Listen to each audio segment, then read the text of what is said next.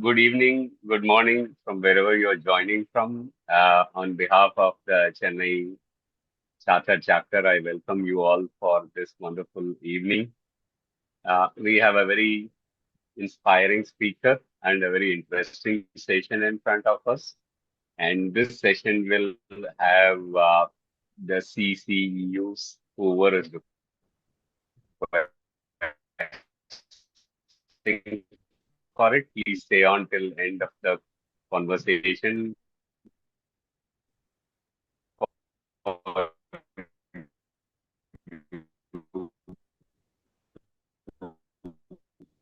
fill up your details and certificates will be mailed to you. Chapter, is there any chapter for the first time at ICF Chennai chapter? We have these lineup of very interesting topics that touch our coaching work every month, month on month. And in case you are interested to know further programs, feel free to get in touch with us or follow us in the social media, LinkedIn, Instagram, or Facebook. All our programs are announced there. You're welcome to join any of our programs. These programs are offered absolutely for the coaching community without any investment or cost attached to it. Okay, we are very grateful for our very accomplished speakers. Krishna, today it is you for generously sharing their wisdom with all of us. And today's topic is particularly very interesting. So while when presence became a competency, my own take was a few years ago when it became a proper competency. My own take was, that's very simple, right? When you actually put it in practice, when you start knowing how difficult it is. So for me, my realization is it's simple to understand, but it takes a lifetime to really practice and be that presence in the way that we carry ourselves in the world. So looking forward to the linkages with the Indic Wisdom and how we can sharpen this as a competency as coaches in order to do even more wonderful job to our clients. So with that, I'll hand it over to Aruna for a formal introduction of Krishna, and then we get started. Thank you, Kannan. Before I start introducing Krishna, as Kannan said, we bring to you many initiatives from the chapter. So one of the initiative this month, and that is on 31st of this month, is our coachability session. So while the L&D session hosts resource persons from outside the chapter, coachability is the session from our in-house experts. So this month it is on transformative leadership, leveraging stakeholder-centered coaching for success, and it is on 31st October, 7 to 8:30 p.m. Do please register and join us. It will be in the social media and in our WhatsApp groups. And one more important thing, we upload a Google feedback form 10 to 15 minutes before the end of the session. Please do fill it for claiming the CCUs. This session carries one core competency and zero point 0.5 resource development CCUs. So there seems to be some confusion. People are attending, and then after 1 week, they're saying, hey, we did not get the CCU or how to. So this Google feedback form will be published for 2 days. So please do fill. It's just a couple of very simple questions. Just it'll take you 2 minutes, 3 minutes. Please fill it up and then submit it, and you can claim your CCUs. We are sorry to say, without the feedback form, we will not be able to give the CCU certificates. Though I can see you in person here, so I know that you have attended all the time, but I'll not be able to give you as a policy. So as I mentioned, this is a one CC and 0.5 RD. And Krishna, once again, thank you, Ajay and Kannan, in sharing our appreciation and for agreeing to generously share your wisdom with us. A little bit of about Krishna for all of us who doesn't know him much. So it's a pleasure to and an honor to introduce him.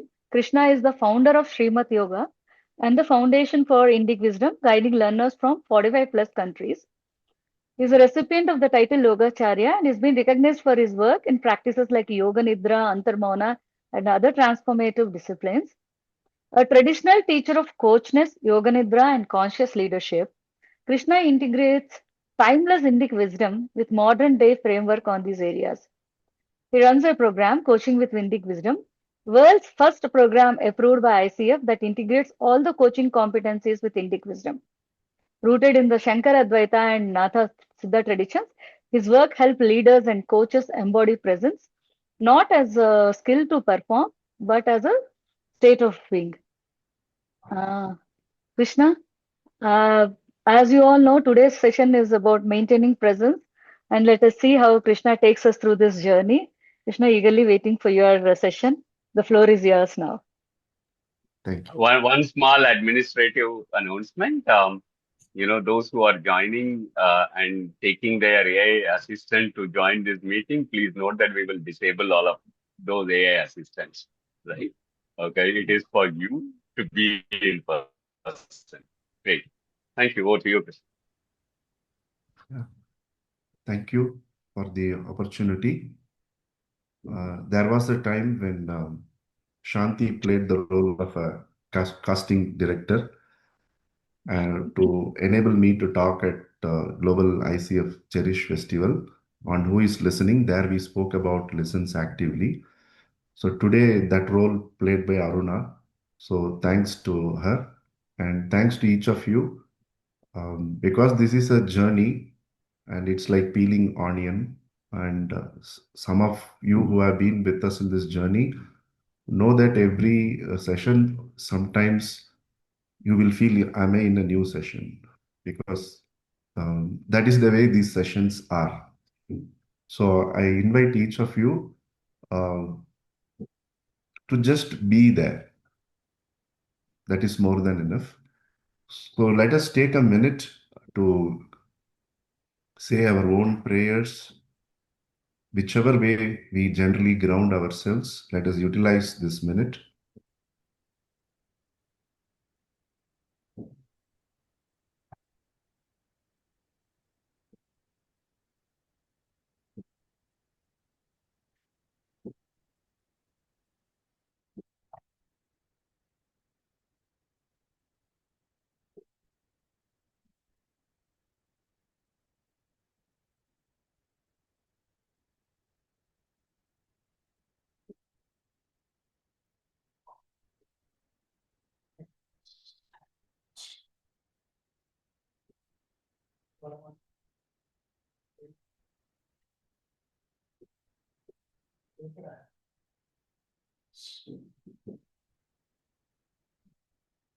As and when you complete, you can open your eyes with a few blinks.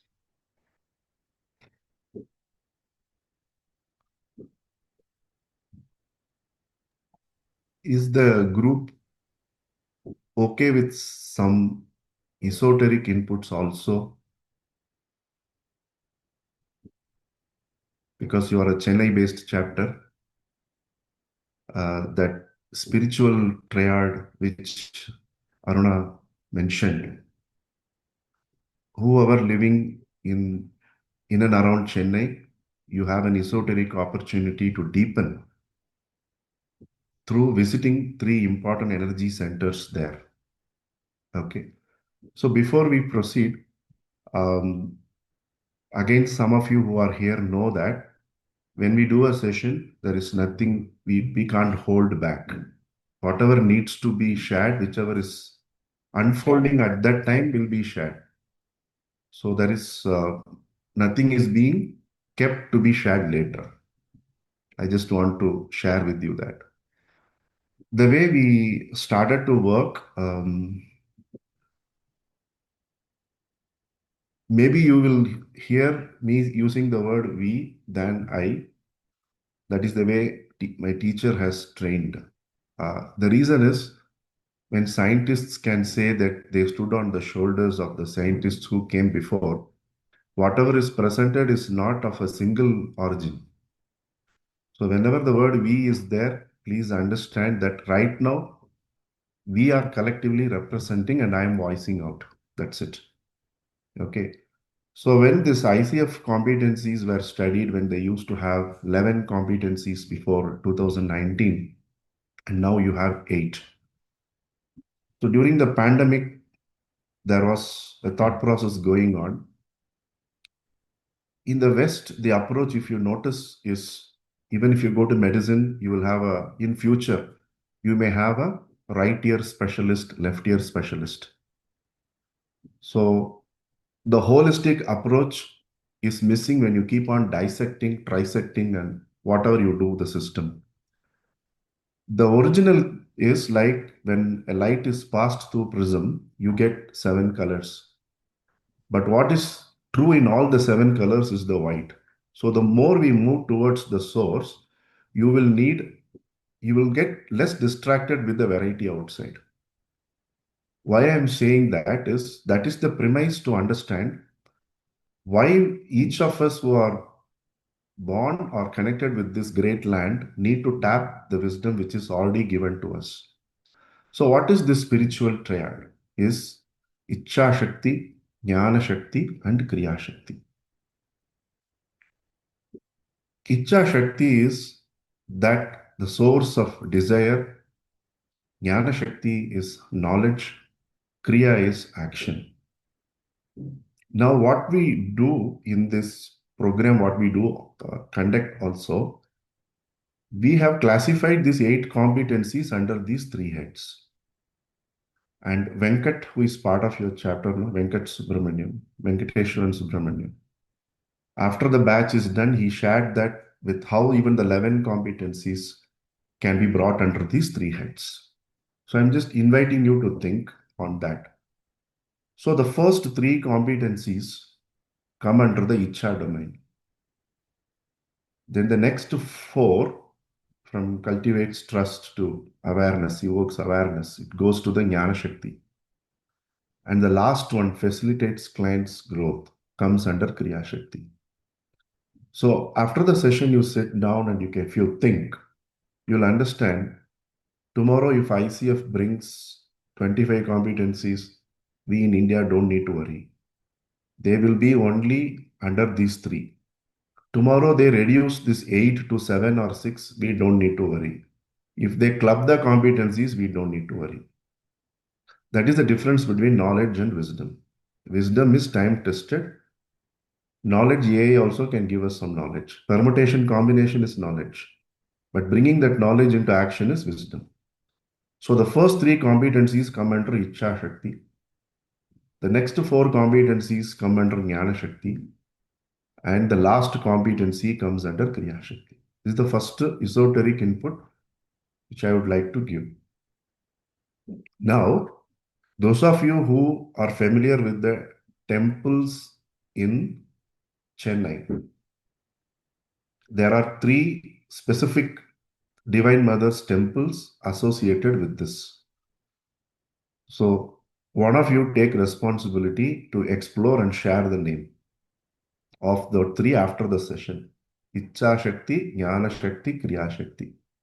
There are 3 temples specifically located in one day you can cover all these 3. So what can be done as an experiment which we have been doing at Srimad from 2011 is to go to those places and quietly try to internalize. What is it about? So this is the esoteric input with which I would like to start the session. Okay. I'm trying to go back to gallery mode. Oh, sorry. Okay. You It's don't okay. want the spotlight, Krishna? It's okay. For you, it may be spotlight. I am comfortable with the gallery mode. Okay. It's okay. So, I Krishna, am. there's a question before we move into the further discussion that there's a request for some background or context of the spiritual triad, if you can just provide. That's what. The idea is to tell how much are competencies in any coaching framework or any leadership framework as trainers or coaches you come across today or in future. You can just a moment think they will come only under these 3. It doesn't matter how much our competencies are brought, how much our skill sets are brought. The names may be different, but a framework will have a set of rules, right? Or here we call them competencies, correct? So whatever happens, if you understand the essence of Ichcha, Jnana, and Kriya, see, unless somebody has a desire, they will not collect knowledge about how to fulfill that desire. Once you get the knowledge to fulfill the desire, if you don't execute, then there is no point. So the work of a coach is that, right? Facilitating ultimately client's growth. But for that, we need to facilitate our growth also, right? So this is why the reason why this spiritual triad needs to be understood and maintains presence comes exactly in the mid of this. So in the jnana portion. Okay. Now the second, yeah, it's already Vaidyanathan he has mentioned. So these are the three places. Okay. See the difference between the way we work in using the Western frameworks and the Indian frameworks also I will tell you. The West will beautifully say what to do in life. But when you combine with East, we will know how to do that in sustainable way. Okay, so the what plus how combination is Indic wisdom. Only knowing the what will help us to do intellectual gymnastics. We can excel in discussions, debates, but the transformation is possible only when the how is included. So even in today's session, we will have some practices. Without practice, no session in Indic wisdom is complete. Because there is no concept of lecture in Indic wisdom. Wisdom is only experiential, no? So some one or two processes also we will practice today. So that is where we wish to start. Now the second uh, aspect is we gradually try and develop the ability to be a witness. Because whatever knowledge we are getting is not only for coaching, it is for life. And coaching or leadership is one just page in our book called life. So this is another feature of Indic wisdom is any knowledge or a process which helps you to culminate that knowledge into wisdom will be applicable in all spheres of life. So whenever most of us underwent a proper level one, some of us did the portfolio path. So let us start from there. What is the key exercise we were asked to do mostly when we are taught about this maintaining presence? One of the key exercise. Many teach in many ways, right? What is one key exercise we were asked to do?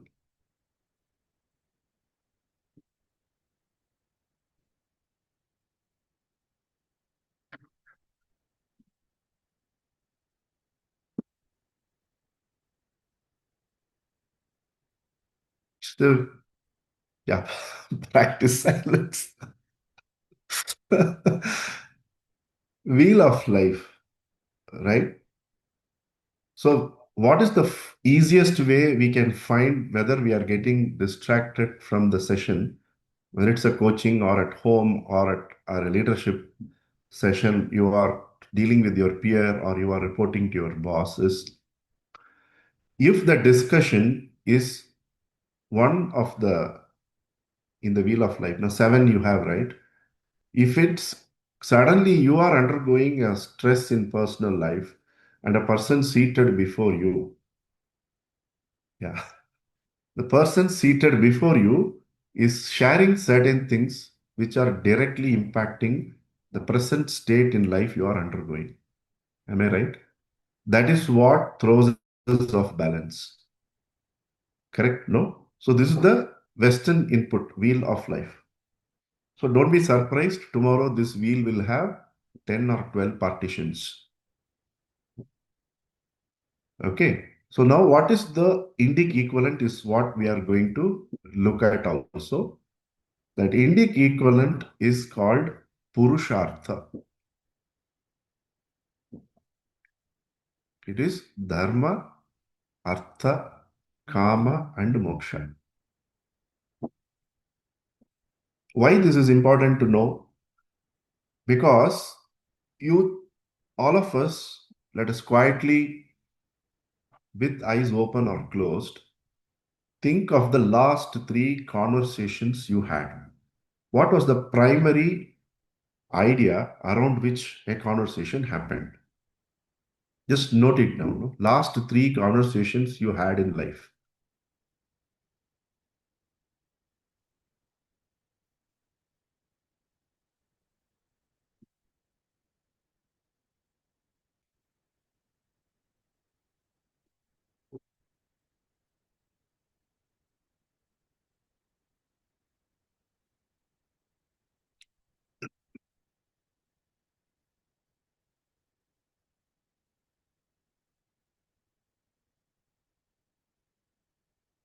So you are having that idea. What are the last three conversations you had? Was that conversation anything other than the seven aspects given in Wheel of Life?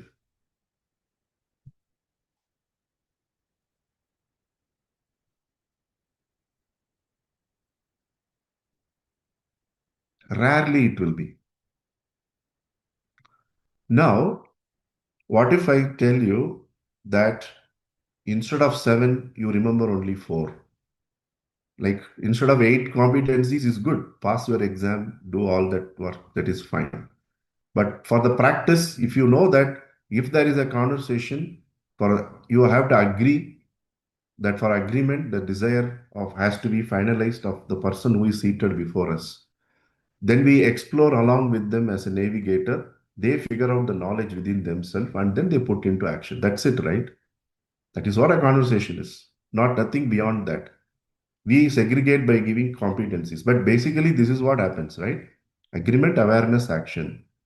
Desire, knowledge generation, and action steps. That's it. Similarly, the wheel of life is the first thing, if we are mindful, that it could be one of that which will derail us during the conversation. And the last three conversations, if we all notice, it would be only in this one question will related to the wheel of life.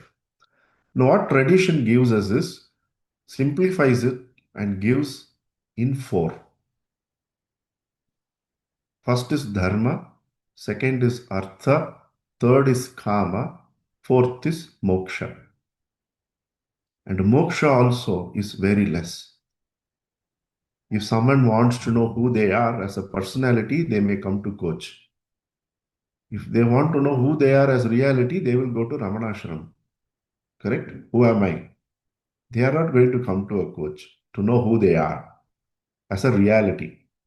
So, technically speaking, all the conversations we have, the goal of the conversation or the agreement which we would arrive with the client or even a child at home also today we have to agree, no, to proceed. And your friend or a partner is only going to circle around dharma, artha, and kama. That I would like to explain a bit. Till now, whatever we did, whatever ground we covered, any observations, any questions?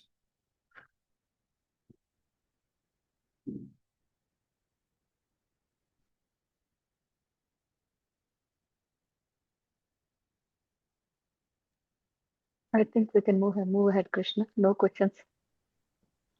Okay. So any discussion which is around building wealth, increasing security, all that comes under artha. A discussion by achieving which the client is going to improve financially or improving their security. They are securing some positions, promotions, starting a new venture, everything. You could gradually bring it under artha. Anything relating to enjoyment. I'm not even able to take half day break, simple pleasures of life. I'm not able to enjoy. I'm not getting sleep due to certain things. No, this would come under karma. These are all sense driven. So if your question is a sense driven, you are having a discussion, they come under karma. When your question is mind driven and in time it is going to appreciate, it's like a promotion, business, wealth management. all those things will come under artha. Anything other than this, like I need role, I need role clarity. I want to improve my relationship with XYZ. I want to know who I am and what is my role clarity. I want to tap my potential. Okay, all this comes under dharma. So we'll share one more booklet on dharma also.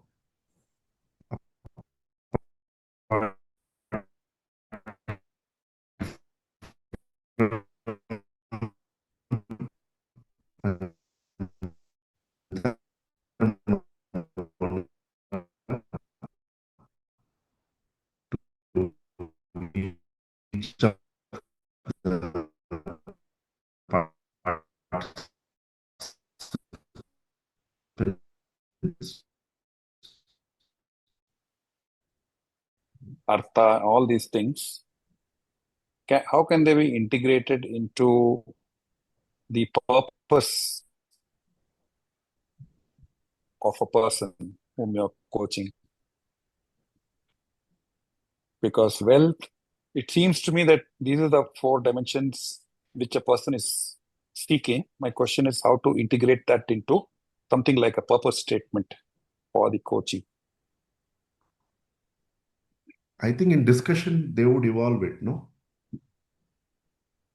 The purpose, why we would like to start a business could be different from why they would like to start a business.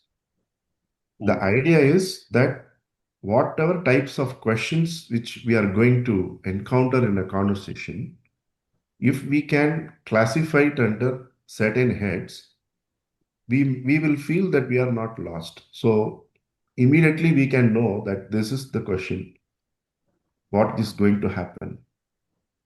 And before the session, I said we do the homework. What are all the areas in which I need clarity in life? What are the issues I am undergoing in relationship? What steps I am taking to know who I am? Correct? Then here, if what is my perspective of wealth? So the homework is required more for a coach than a coachee. Because a coach has done the education, coachee has not done the education. And then we say, what are the little things which gives pleasures to me in life? Vacation, all that. So when we do a complete diagnosis of ourselves, and when we sit in the conversation, we will know that whatever question which is we agree to take the conversation ahead is not going to destabilize. We will not relate it with it too much. Then instead of being present, we are carried away with them. We are with them. Suppose they had a problem in a relationship, for example, we will not compare it with the relationship problem we have and how we handled it. So this is why preparation is very important to maintain the presence. For that aspect only, we are trying to understand. If you are sitting in a conversation, is there any question other than these three areas? Probably not. In that perspective, you are sharing this input. Because sometimes after the second session, the client has told that, yeah, I started with that, but after the first session, I feel that is not my agenda. Now I want to do something else. Because that is their choice. But whatever choice they take will not frustrate us. We are just present there because it is their choice. But all we know that whatever choice they make, the discussion cannot be beyond these 3 areas. Like how many ever competencies tomorrow ICF brings in, we will clearly bring it under these 3 triads. Like that, certain definitive things will happen to us. So that we focus on the job in hand, which is to be present and be with them in the conversation. Krishnaji, can I just add a point here? Yeah, please. I think you very beautifully highlighted this Purusharthas and their alignment with those Western wheel of life concept. Artha, Kama, Dharma. Of course, we are keeping away the moksha part, which I presume nobody wants to talk about that. in a coaching session. But how about this dimension of mukti itself as additional dimension to the Purushartha?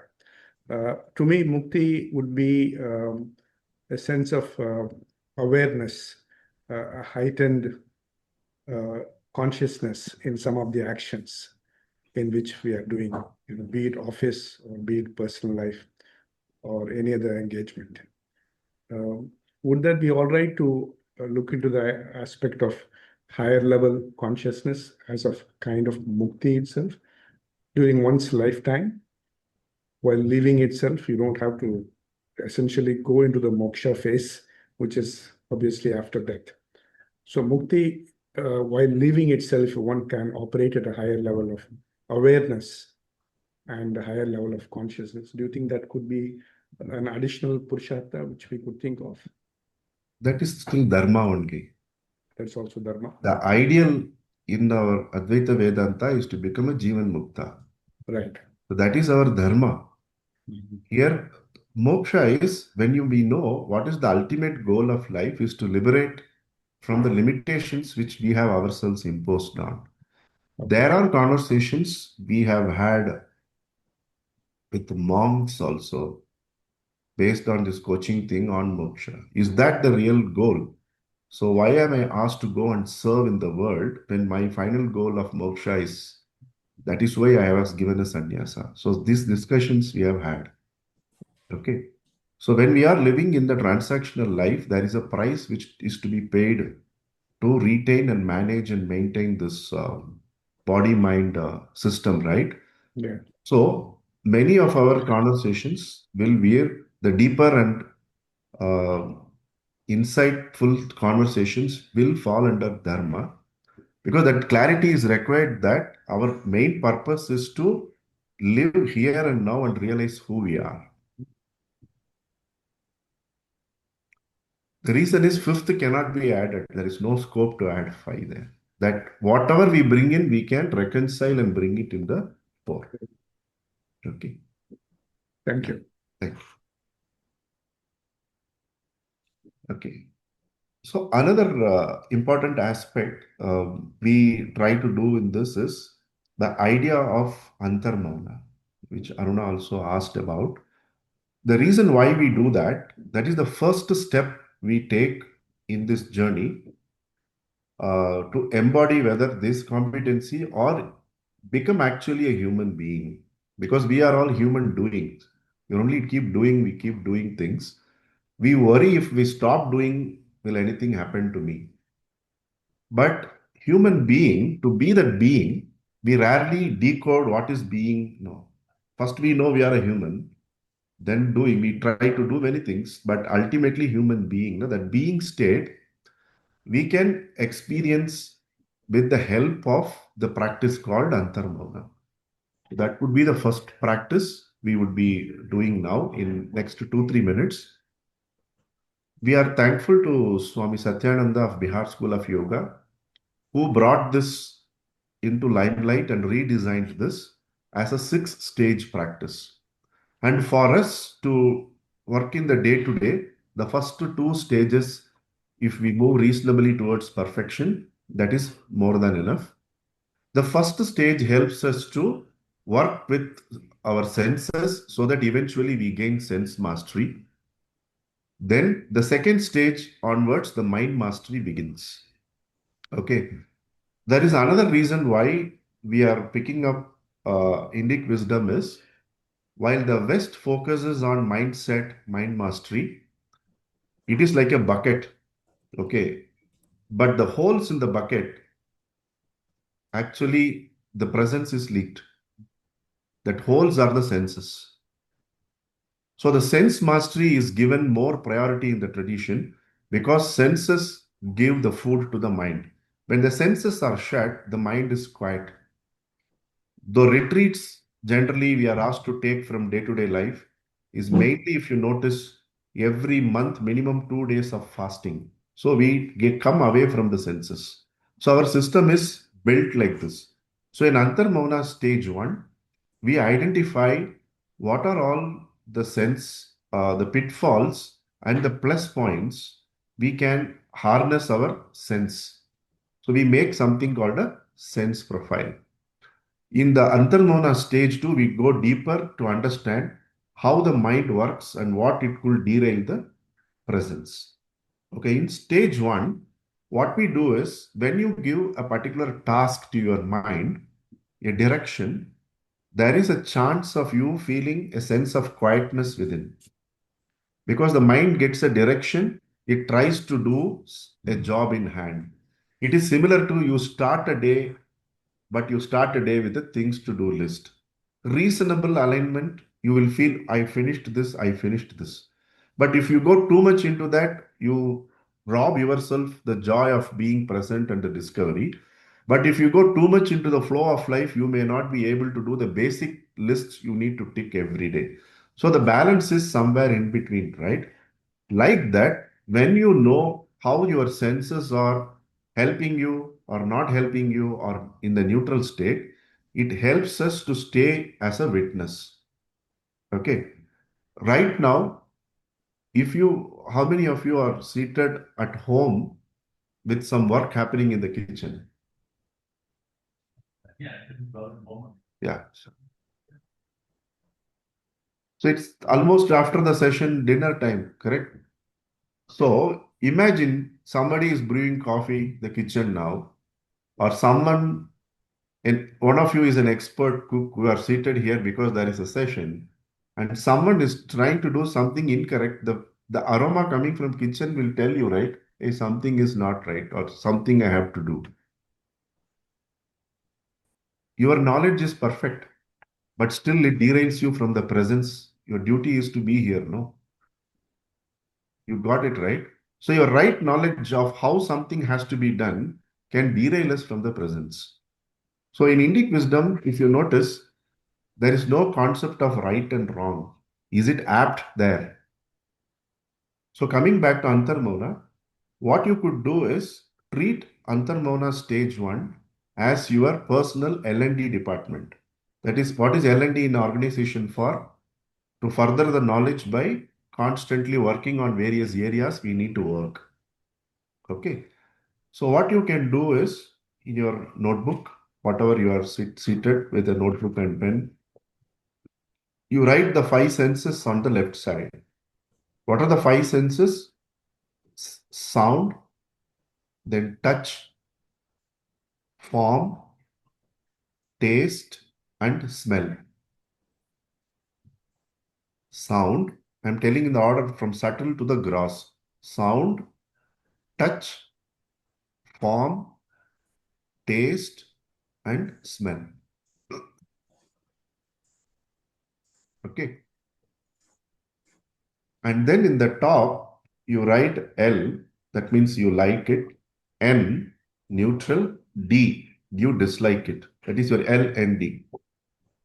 So the more you know about how your sense works, that is your internal L&D department, because that is going to feed your mind.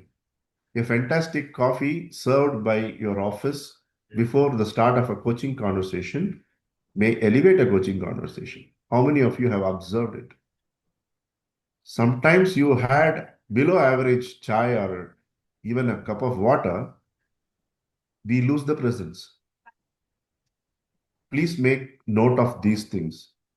It is not the skill and the knowledge we have which can make a conversation better. It is how much we are present to use that skill and knowledge during a conversation. So what can derail us is understanding our own sense profile. Okay. So for paucity of time, the great masters, my own teacher and from the Bihar School of Yoga, they have picked up the sense of sound because the sound is the subtlest of the senses. And we know scientifically also, subtle is powerful than the gross. Okay. So what we are going to do now is to just be there and with the instructions. Okay. What is one important point to notice? Whenever you hear the word aware, try not to focus. So how to differentiate it? What is the differentiation between awareness and focus? Very simple. how many of you are seated where there is a lot of noise? I think Baburaj is sitting in a very quiet place. He is unmuted, but I am not hearing any sound from his place. Even is correct? Yeah. Yeah. How many of you are seated in a place where there is noise? Yeah. Yeah, Ranjit is there, Kannan is there. So Ranjit, how many noises or sounds you are hearing?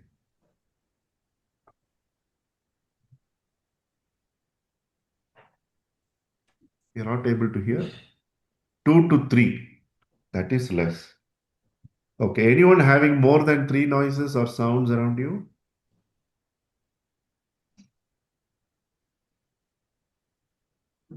4 to 5. Okay. Now, 4 to 5 and 2 to 3 noises or sounds you are able to hear around, right? Ranjit and Kannan, they are able to hear. Did you make any effort?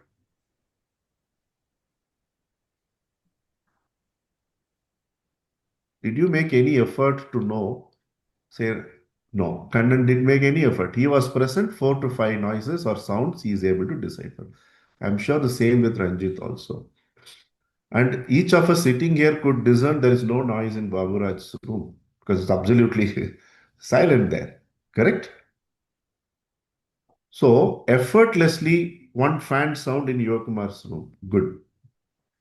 These are all external sounds, okay? Internally, it could be like a cricket stadium. That is fine. Externally, if you notice, there is no effort required by each of us to know what sounds or noises are happening around. A noise with meaning is a sound. A sound for which we don't know the meaning is a noise. That's it. Okay. But there is something in hertz happening around. So when you are aware that all these things are happening without getting from your chair, going and looking at it, no, you are aware this is happening. Okay. Focus is when you pick one, like a fan sound Yokumar said, you focus on that, you choose one and narrow it down, that is focus. When you are present along with the sounds, you are also there, sounds are also there.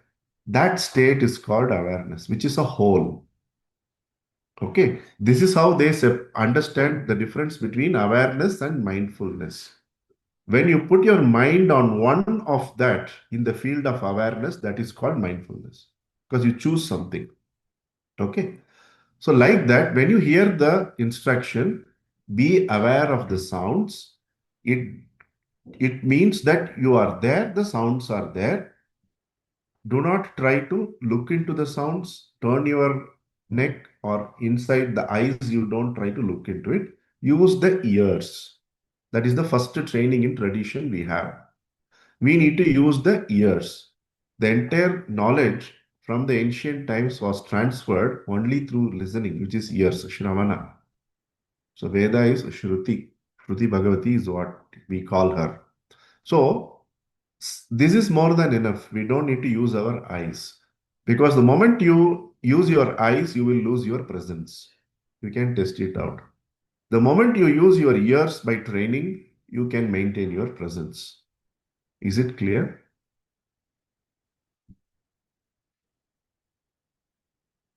I hope I'm not making it like a quantum physics or Vedanta class, okay?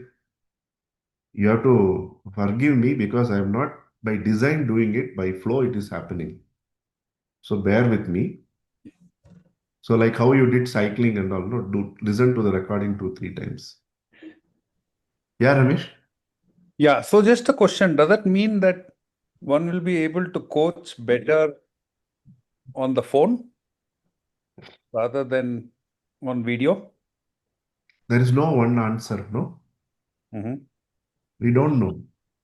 Because again, it depends on the one who is talking with us more than us.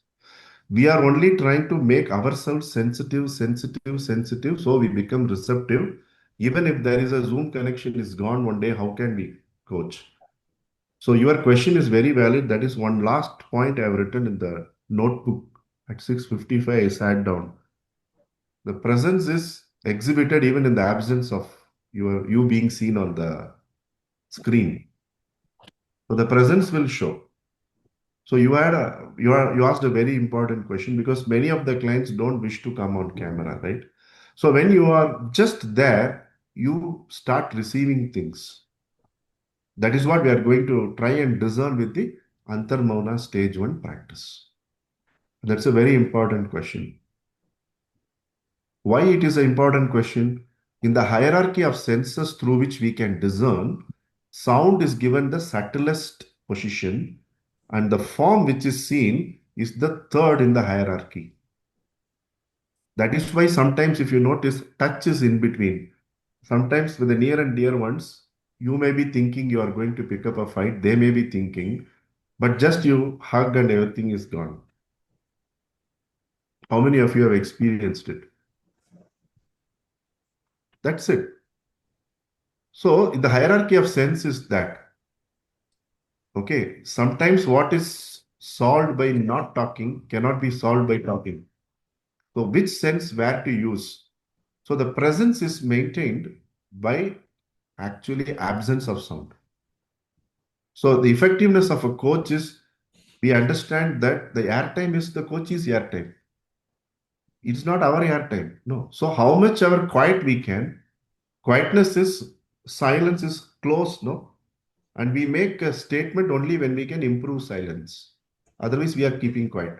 That is how presence is maintained. So gradually with training, which I'm actually planning to undertake under Shanti next year, is how to make a big question also a short question. That comes only when we go under a proper mentor, coach, or a supervisor, right? So constantly, it's a lifelong learning. That is why we are professionals. A CA, ACS, and a lawyer, and we as coaches are medicinal professionals. We are all called professionals because learning doesn't cease as long as we live. So how a 6-worded question can be asked in 5 words? So this is how we keep training to build the presence and give the platform to them. So let them feel that if they want. Okay. So thanks, Ramesh, for that very important question. Yeah. Okay. So this is the first thing. Whenever there is the word awareness we hear, you feel, for example, there are 4 sounds to 5 sounds Kannan mentioned. Yokumar said 1 sound. Ranjit said 2 to 3 sounds. Baburaj has no sounds. Okay. So what we have to understand, amongst those 4 and 4 to 5 sounds, we are also there. That's it. They are there, we are there. So that is the first attitude we develop. Okay, so let's go through that session now. So relax your shoulders. You can open out your chest.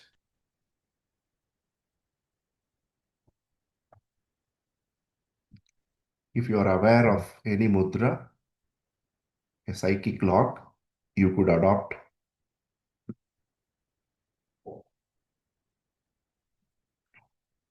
And let there be gentle smile on your face.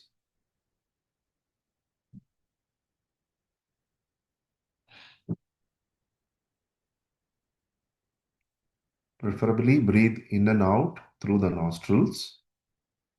Keep the mouth closed.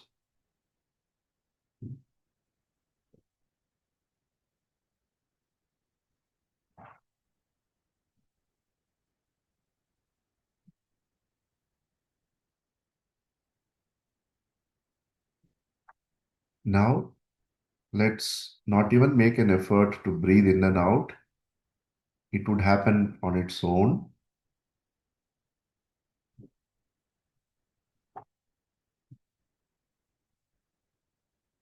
Now let us keep our eyes still and with a smiling face, utilize our ears to be a witness to each and every sound that could happen within us, emanating from us, or independent of us. It may happen around. Let's treat that sound as a sound, irrespective of the source. And with a pleasant smile and steady posture, let's witness it.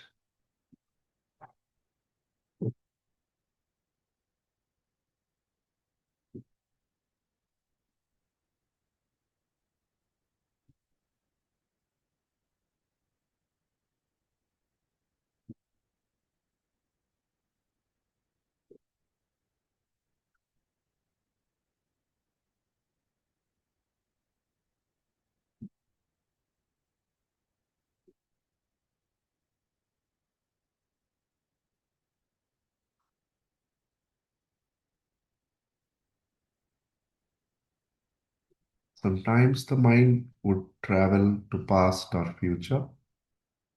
That is the default mode network in the brain working. With smile and lots of love, keep coming back to the sounds that are happening now.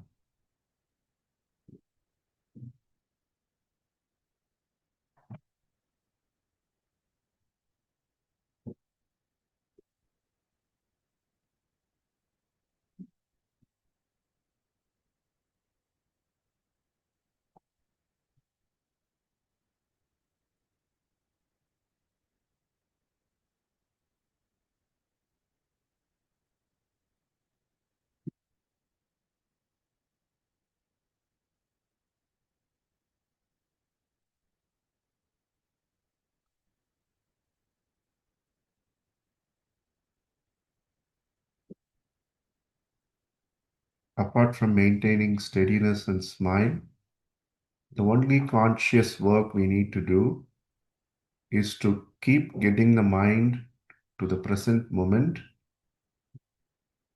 whenever it tries to do something else. And we do that with a lot of love and compassion.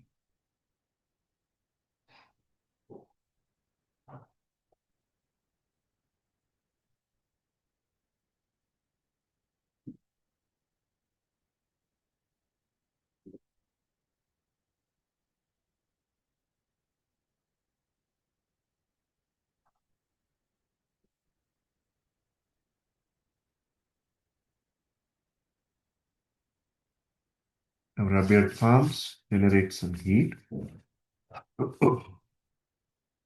Apply the warmth to your eyelids.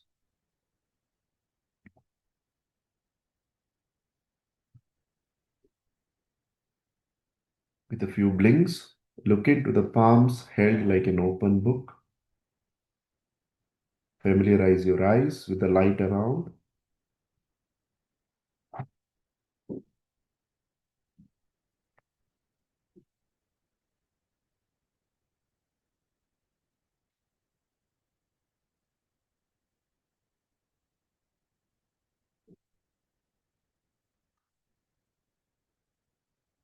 So many times you will start hearing more sounds. Even in the 2 to 3 sounds, you can see shades and variations. So this is how, when you are there, whatever has to reach, reaches you. That is one of the key attributes here, right? Open, flexible. What is one more? Two more things are there in this definition. I'm forgetting. All this is that pointing to that only. If you go through the definition of maintains presence, can any of you help with that definition? Any of you have that? I'll also check.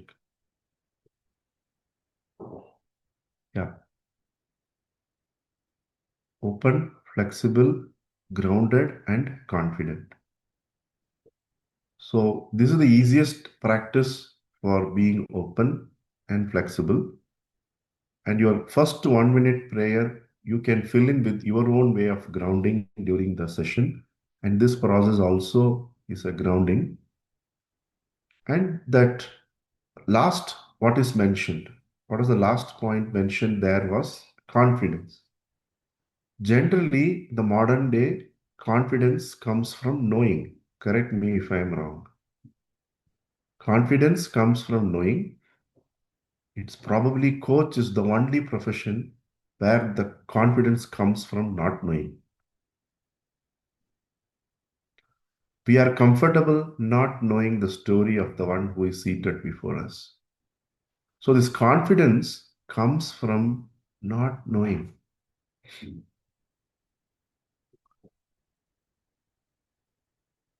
Because there is no end to knowing. How much we will know? If everything was known, the competencies would have been cast in stone. They cannot change. Now they have upgraded. So the more we further the journey, the more we will know. Like a journey of, we start from a place A to place B, even the traffic which is correct when you put the Google map, as you progress, it will change, right? So there is no end to knowing. When we are used to, many of us used to the corporate life, when you have spreadsheets, you have targets, you have so many things, that knowledge has to be left behind. We may be an excellent leader. It doesn't mean we can become a coach. A coach is someone who is happy to allow the client to take a lead. That's the big problem in the transition when people have successful corporate careers coming to coaching. They feel many times the coach is going to listen. Nobody is going to listen, right? And we are always used to leading teams, but here the client is going to lead us. So those shifts are called this flexibility we need to have. The reason in organization, when you are a leader, the agenda is driven through you by the board. When you are with the coach, the agenda is driven through you by the client only. We are a catalyst there more than a coach. If you see the chemistry catalyst labs. So here in this space, unless we internalize the fact that the confident, which is mentioned as the last point in the definition, comes only when you are comfortable with not knowing. Why? Then only we say what question needs to be asked will flow through me. You are not the doer there. That is why Vedanta kicks in. I am not asking the question from my knowledge or my willingness to know their life because that is tallying with my wheel of life. These both will derail the presence. If you prepare a list of questions and in the session, you are gone. If your question is to know how they are handling the situation, what you are undergoing, we are gone. Correct? So the question comes out like a spring, oozes out on its own based on the need of the one who is seated before. For that to happen, the confidence needs to be built from not knowing. Like the simple question we have is, Junaid, you are having some books behind you. What is there? Or it's a Yes, I have books. books. It's not the screen, no? It's real No, books. it's real books. I think Ajit and Shanti know what question I'm going to ask actually. How many books are there? Don't Um, look back. okay, sorry. Around 12, 13 might be. 12 or 13. Okay, because just 10 minutes ago, my partner arranged those books. Uh, So I actually don't know, but I can guess that 12 books around. the word you said is important. You don't know. Yes. Nobody knows. In a finite room with finite books, we don't know. The guy who is, or the guy or the girl or the lady seated before us, it's an invisible iceberg. How we would know? We are not magicians. We don't want to be mentalists. We don't want to predict. That's a big prarabdha. We have our own stuff. So we should never try to unravel by guessing what they are thinking. It's not our job. So again and again, this confident word can be understood only when we are comfortable not knowing anything. That is confidence, right? How did Virendra Sehwag handled Ajanta Mendis and finished his career? You tell me. People like Dravid, Lakshman, Tendulkar were technically sound. They were analyzing him. He didn't analyze. He went to the pitch of the ball and whacked it, and his career got over. Because he knew less and less. He was into action mode more. Because we are cricket friendly, I mean, we all like cricket. We know that, right? If it is hit, it has to be hit. What is there to technically see? How is Rishabh Pant successful? How was Krishnamachari Shrikant successful? They were not bothered about the reputation of the bowlers. They were playing for a higher cause, which is the country. How did Anil Kumble bowl with the broken jaw? So the higher cause for what we are doing is more important than the immediate thing what is happening. That gives naturally the presence. Correct? That higher cause only gives confidence. So in a limited space with my own assets which are behind me, I am unable to figure out how will I figure out what is within somebody who is seated before me. So we sit like that quietly. Everybody will have fear. Do you think by 7 o'clock I know what I'm going to talk? I have no idea. I don't know what's going to happen. Okay. So again, I'm taking one leaf from Kamal Hassan's movie Kurudi Puna. Okay, he tells everybody has fear. பயப்படாத மாதிரி நடிக்கணும் அவ்வளவுதான். You have to act as if you are not afraid. Don't, the day you feel there is no butterflies in your stomach, I'm telling you, you will not be a great coach. Because you don't know what's going to happen, right? You have to mask it by the knowledge that it is absolutely okay. I need not know. That is why you have a PCC, MCC, mentor, all this. We can always say like HR, I will get back to you. We can always refund the money for the conversation. Correct? So this is the way we have to maintain presence by not getting flustered, because even you think divine knows everything is going to unfold. The way we are behaving, misusing all the knowledge we have. Even divine is perplexed, according to me. The perplexity is there, but divine is more perplexed, right? So we should not bother. And Swami Shivananda gave a beautiful statement. If you are the savior of the world, you will know. So in a situation, when you remember these nuggets of wisdom, even if it is a flop conversation, it's okay. Life is not ending for you or them. Did we do the best? We maintain it and we tell them, see, this time it happened well, this time is okay. You will know how to work around without pushing it under the carpet. So these are some easiest way to maintain presence. And the word confident, if we understand there, that will be a great relief, because general world, the confident comes from knowing. I know the markers, I know the bars, I know this, I know that. That is fine. But at that time, like Arjuna, there was nobody skillful warrior than him. He knew, he had a knowledge of how to break through any view has kept. But what disturbed was the mental distractions and the emotional upheaval. So as a coach, we already have the skill and knowledge. That is why we passed ACC, PCC, MCC, right? We don't need to worry about the skill and knowledge. It's not about performance, it is about presence. So the only by presence is done by sadhana and small techniques like this, and having small knowledge that this is right where it is. Am I the savior of the world? Sorry. Am I comfortable with I don't know? Okay. This is called confidence. Okay. Now coming back to the Antarmaunaka profile. Okay. What can derail you from the presence? One of the important things, I'm just giving you a hint, okay? We are all more than above average intelligent to figure it out yourself. What was the last conversation which derailed, despite you having in and out knowledge of the competencies, markers, the client? One of the reasons could be maybe that day they wore a pink shirt. The client came with a pink shirt, and you associated pink shirt with something, or you had a bad experience with a pink shirt in the past. Gone. So you go back to the sense profile, you somewhere disliked or liked the pink shirt. Both will derail conversation. If you like it, you go with that fruitful, fantastic scene which was in the past. Then you lost your presence. You went somewhere on a trip.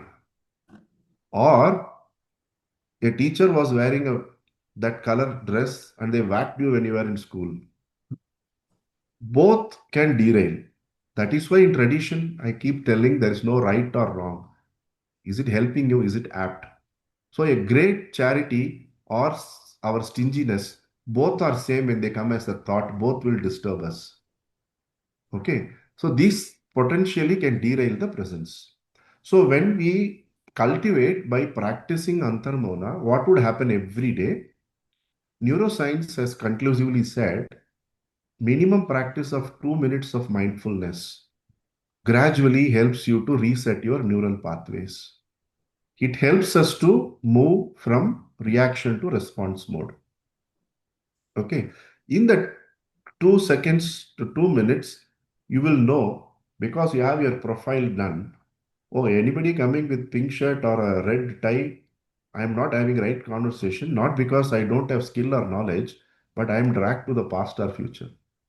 This is how the sense profile helps.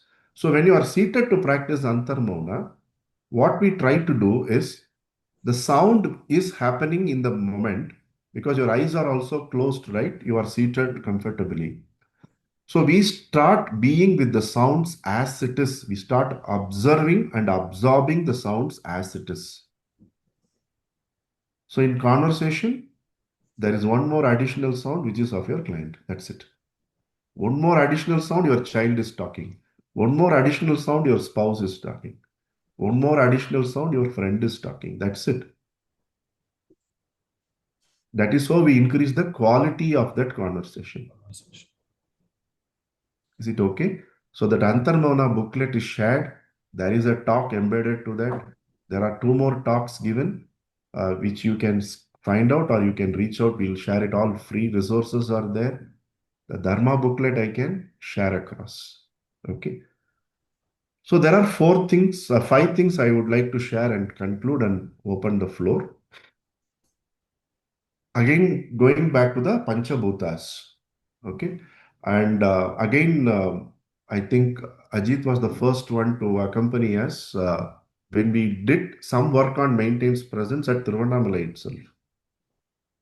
That's the greatest presence available. Waiting for Shanti to join us anytime. The presence is something which is always there. Everything around is changing. So in Tamil Nadu, ICF Chennai chapter is there. You have a greatest presence, which is geologically proved to be the oldest rocks available in Earth. It is present, it has seen yugas, it has seen people, it has seen God walking on the planet, it has seen Rakshasas walking, it has seen we walking there. That is why Ramana calls in circumambulation around that is Sanchara Samadhi. Okay. So you are there, you go there, revel in that presence, quietly in silence do the parikrama as a ICF Chennai chapter, come back. What is that? Why always knowledge should be generated by conversation? Knowledge is blunted with conversation. Knowledge emanates, wisdom reaches us in silence. So just go there, start to and be silent, come back. These are some easy tips for Chennai members to develop presence. Okay. Because again and again, I'm telling you, coaching is one page in the book called life. So anything we learn should reflect in all other pages also. Yeah. So people at home and office and friends feel, oh, here, Daddy is doing something better. They will facilitate and enable us. Okay.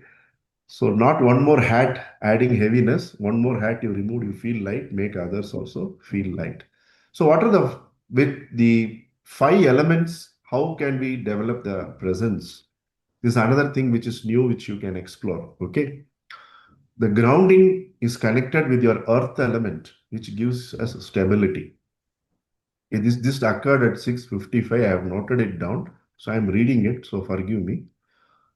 Then, the fears and all the thoughts like movement, also the creative thinking, all this is associated with fear of water. The water element is the movement and the fear, as well as your self-esteem. If a question is asked, it doesn't mean it's questioning your value. They are questioning their value. Like a 10 rupee note crumpled, the value is 10 rupee only. So you come out of the conversation like that. That conversation is not going to bring down your value. So that fluidity in thinking is extremely important. Then the knowledge which we are able to generate in the conversation is that fire. That is very, very important. That is this competency also. Then you have the trust and intimacy, the sensation of touch without touching others. That is the air element. The conversation touched them. So that will help you to maintain. And again, going back to what Ramesh mentioned, in your physical absence also, they can feel that touch. The conversation can touch them. And finally, it is through the sound. We show the presence by speaking. Sometimes our silence is more louder than the sound. So by using these 5 senses and 5 elements, we can slowly inch towards maintaining presence. And it is important to note they have said maintaining presence. So, like a vehicle which needs periodical maintenance, like we need brushing every day morning, this cultivating and maintaining presence is a daily sadhana. It is not a certificate course that nobody can tell you are a master of maintaining presence. Not possible. I'm thankful to God that at 6:30, 6:45, I didn't have any problem here with electricity or at home. So I'm able to be completely here. Correct? Everything is grace.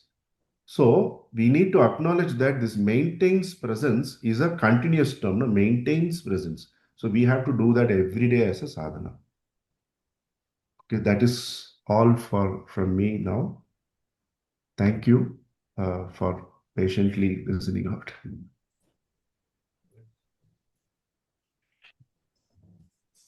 Any questions? Any observations?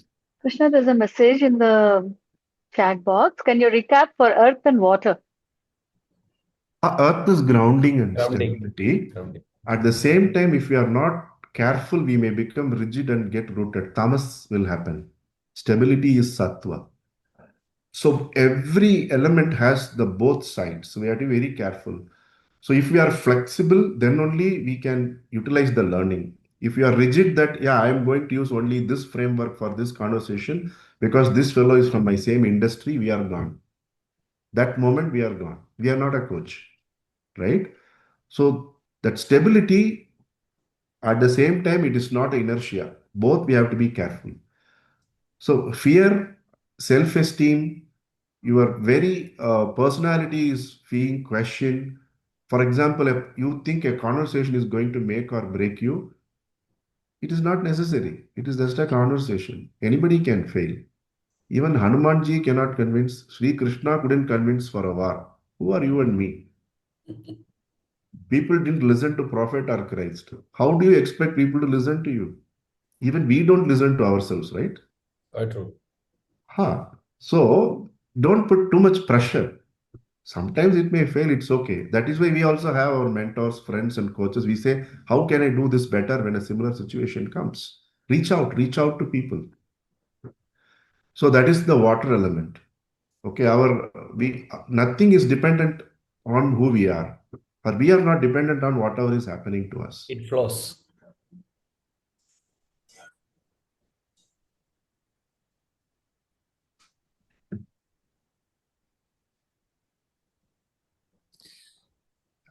Only, Krishna, only one point which you talked about Icha, Jnana, and Kriya.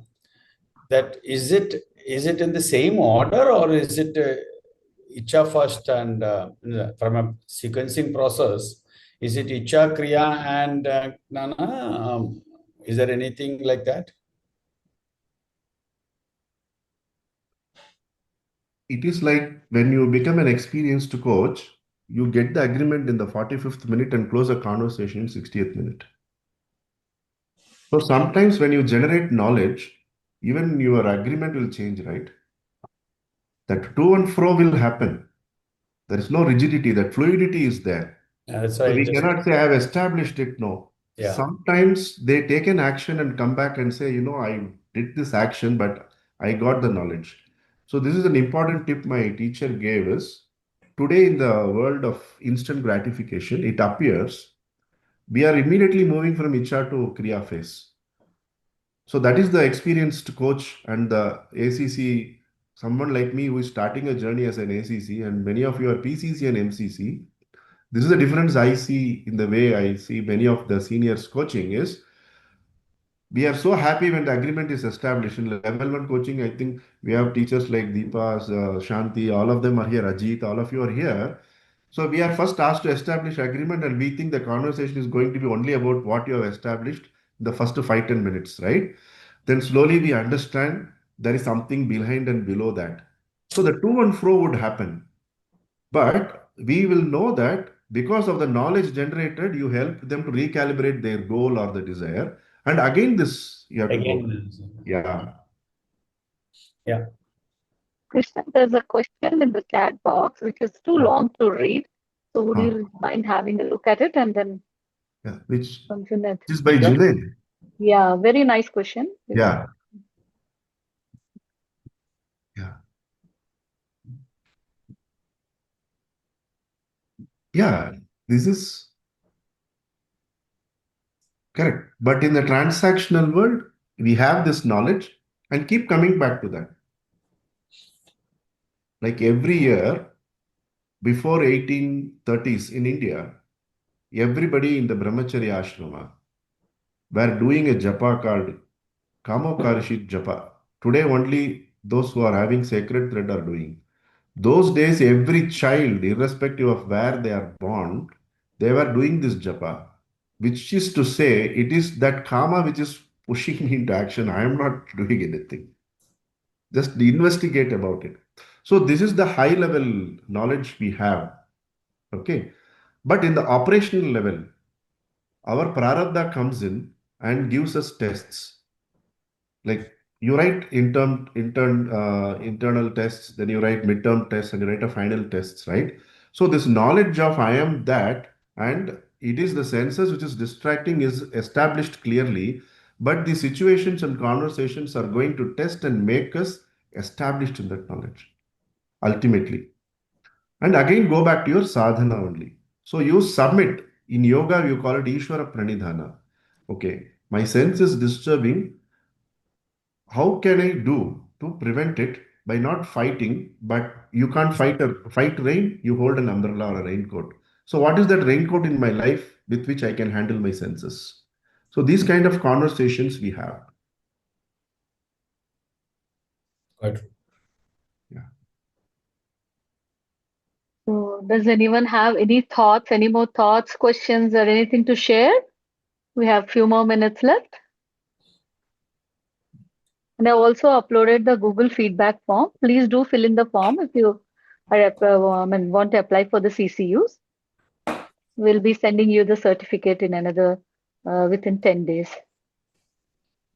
Beautiful, Krishna. I think you have taken us through the interesting aspect of what knowledge which Rigvedas and our ancient wisdom, and very simply and very well articulated. And thank you very much for being here and helping us. And it's like what you rightly said, not knowing, not knowing.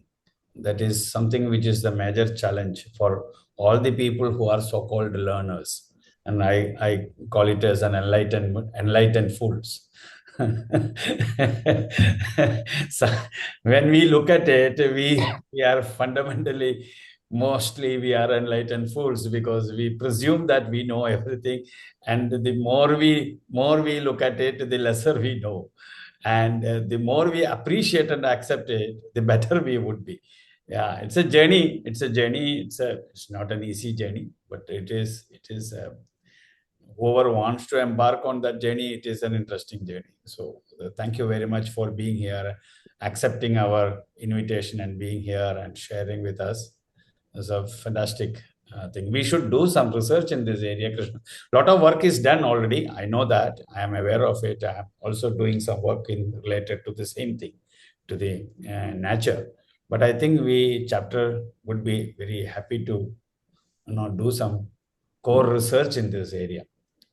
There are a lot of interrelated accepts also, so we can do that and bring it into a framework. Very interesting. Thank you very much. Before we all drop out, can you all switch on your cameras if you are in a position to do so for the pic, please? Natarajan had a question. Yeah. Yeah, Krishna, very nice session, very deep thoughts. I just have one question. You talked about how to be confident, not knowing from I don't know. Okay. Where does this confidence comes from? When I don't know, is it from the process or is it from somewhere else that this confidence? Because that is the truth. Yeah. That's the truth. See, in this conversation, just I can clearly say, in the profession, I am one of the juniors in this room. And I really, if you ask me any question on markers, bars, I have no idea about all these things. So I enter the room by saying, hey, this conversation is a blessing. I don't know what's going to happen. At 6:55, some thoughts came. I just wrote it down and kept quiet. And last Sunday, we had in this 8th batch of cohort maintains presence, and Sudha is attending. She couldn't attend that day. So that is the only preparation which is possible. Other than that, 100% we cannot know. So that is the truth. That is in almost all cases, it is like that. But whether we are appreciative or I not, a simple thing I tell, sometimes you will not believe. Wife is here. Sometimes I used to think she's going to appreciate me. I'll be blasted left, right, and center. Sometimes I will be thinking she's going to blast me. She will say nothing. It's okay. I'm telling you, in closest relationship, if you observe, sometimes you don't know why. Sometimes you are butchered. Why you are sometimes praised also. So in definitive things like simple example in Junaid's background, his own office, his own books, it is impossible to know. even the person who has arranged it may not be able to say that because he may not have observed it. Yeah. That is a reality, but unfortunately, that reality is something which we do not appreciate. We live in the world of Maya. So I agree, Krishna. Exactly, that's the question. When I don't know, where do I get the confidence from? Because we are able to say the person, I also don't know. This is coming from a Upanishad story. A student goes to the teacher and asks a technical question. The teacher says, thinks for a second and says, I also don't know. Let's go and ask one more teacher. All knowing is impossible. That is only possible for a realized soul. And a realized soul is not getting into the transaction world. So in the transactional world, I'll ask you a simple question. How many of you are following gold market or US to dollar, what is going on today? We may be experts, but can we predict what is the gold rate at 835? We don't know. This is the fact. When are we going to fall sick? No idea. If we just think, no, we technically know nothing. So what tradition tells, we go back to what my teacher said is, whatever people and situations are given to you are required for you to grow, mature, and evolve. Just be there. Whatever needs to happen will happen. Today we are all there. It just happened, right? There is no special effort we did other than being here. How much ever preparation I would have done and you would have done, we will be only feeling frustrated because that is not what we are here for. The purpose is defeated when you prepare. The purpose is about presence and not performance. So we did defeats. So we ask these first principles based questions. Many of the coaches don't even know what is coaching, right? So we may be ACC, PCC, MCC, whatever, or RCC also, I say, reinforcement concrete also. The client is not bothered about with whom you studied, who is your boss, who is your father. Are they walking? That is not, it doesn't mean anything to anybody actually at the end of the day, right? So at every step, we don't know. Do we know how many germs we are stamping every step we take? No idea. Do we know how many grains of rice are we eating every day? No idea. Today, 100 grams may have some X number of rice. Tomorrow, it may have X plus 2 or X minus 2. So at every step, the truth is we actually don't know anything. So true. Absolutely true. Thank On a you. Thank you. lighter note, I don't know brings vulnerability. Nobody knows brings confidence.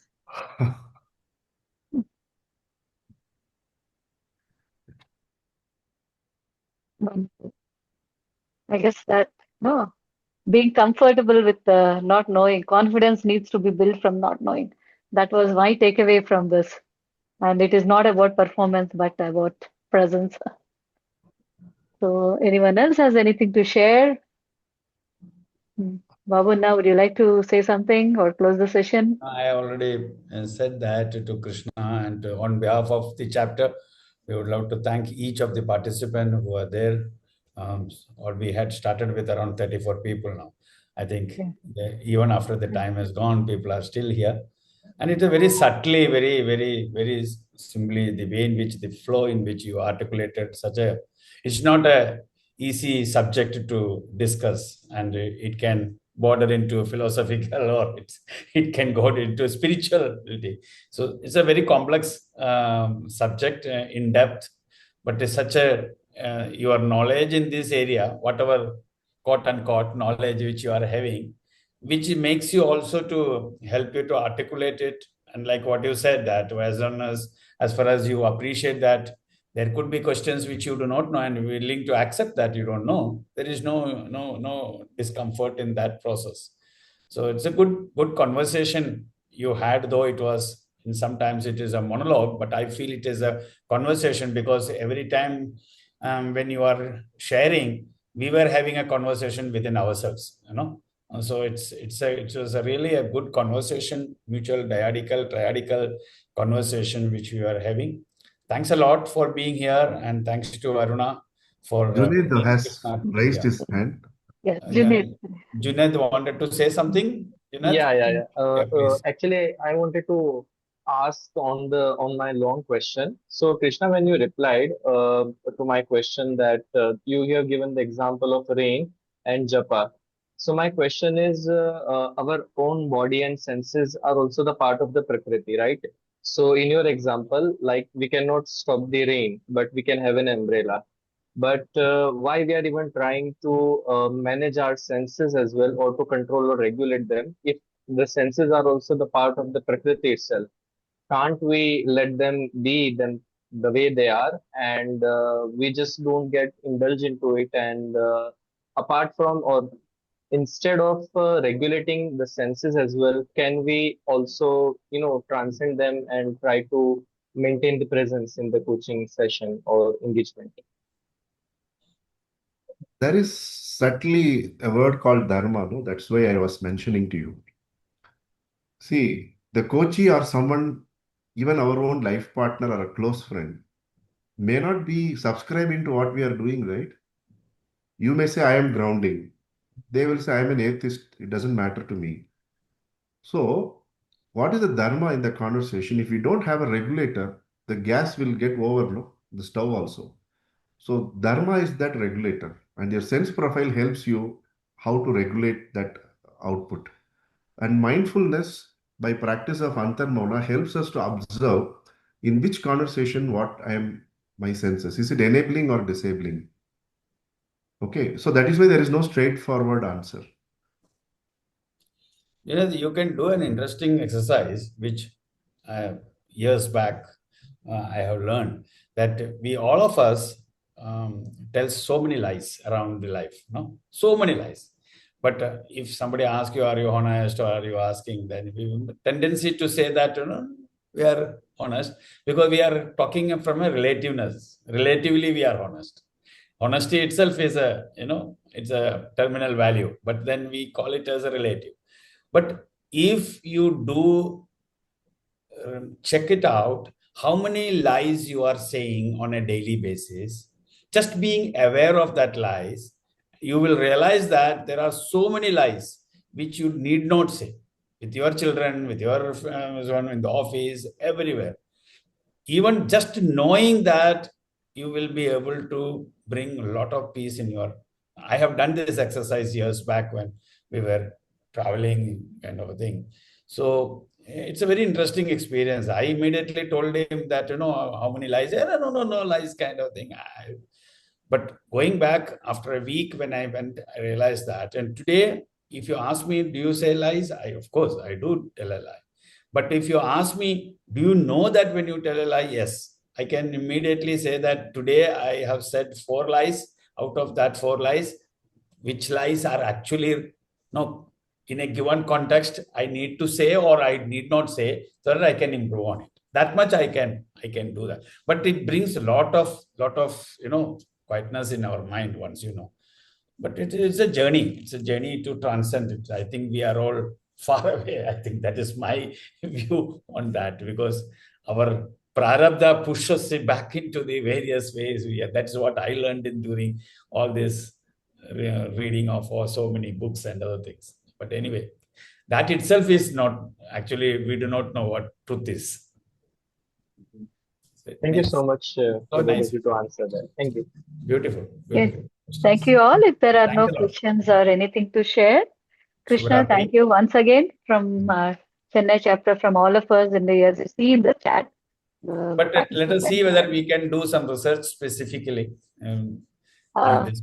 Obviously, we have Krishna's connect. We will connect with him offline on this, and we can try to see how we will. Thanks a lot. So thank you all, those who have stayed till now, and Yeah, thank you for your questions and all. So we'll officially close the session now and see you in our next L&D session in November.